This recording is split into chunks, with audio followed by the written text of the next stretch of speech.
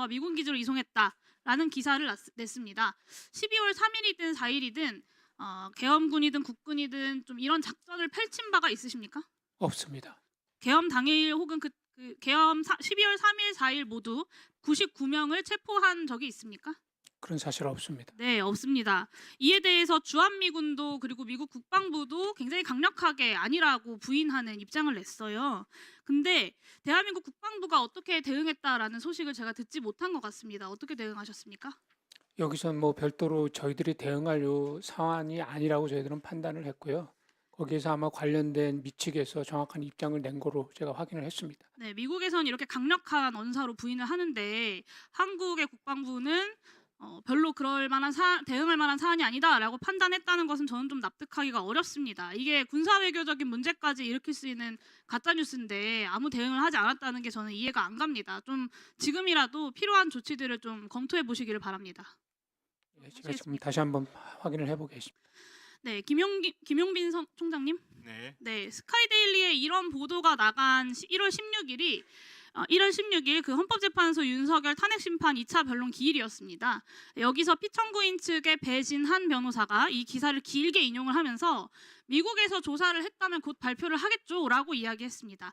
다시 한번 확인하겠습니다. 이 뉴스 가짜 뉴스 맞죠? 가짜 뉴스 맞습니다. 네. 스카이데일리는 지금도 이 이야기가 진실이라는 입장 하에서 계속해서 비슷한 논조의 이야기를 내보내고 있습니다. 사실 지난 5년 동안 150건의 부정선거 소송에서 선관위가 150번 다 승소했음에도 불구하고 이 부정선거론이 수그러들지 않고 있는데요. 총장님은 이게 좀 어떤 이유라고 생각하십니까?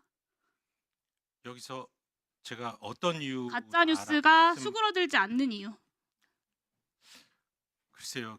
저희들이 그 대응을 소극적으로 했다는 그런 점도 있고 저는 이렇게 생각합니다. 그러니까 부정선거론을 퍼뜨리고 주장하고 다니는 사람들의 심리 상태가 그리고 동기가 진실에는 관심이 없다라는 것입니다. 그러니까 자신은 이것이 진실이든 아니든 원하는 바와 목적하는 바가 있다는 거죠.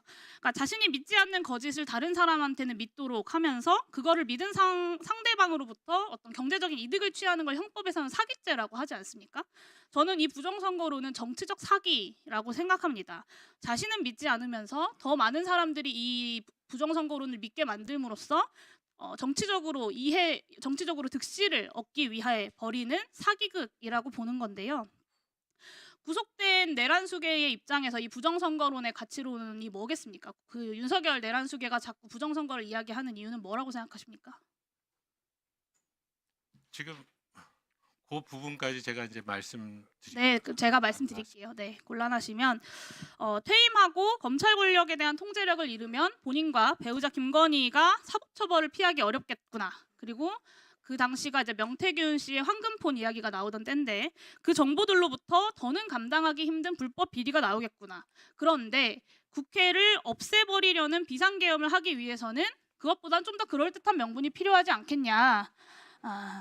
저는 그래서 이 비상계엄과 부정선거론이 내면의 추악한 동기를 감추는 그런 그럴듯한 명분이었다고 생각합니다.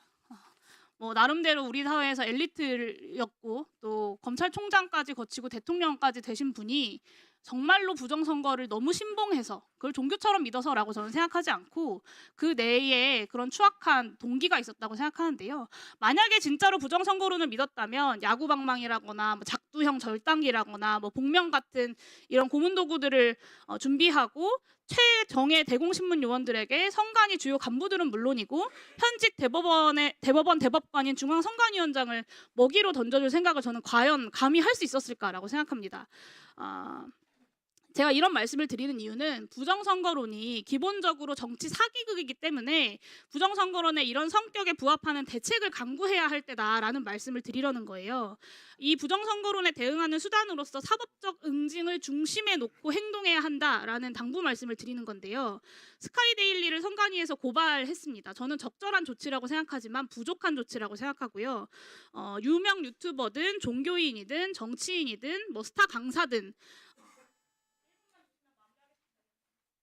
네, 시간 지켜주십시오. 예. 주신 마무리하겠습니다. 네. 그리고 윤석열 변호인이든 아니면 내란숙의 윤석열 본인이든 악의적이고 반복적으로 이 부정선거론을 선동하는 사람들은 가능한 모든 민영사상의 조치를 강구해야 된다고 저는 생각합니다.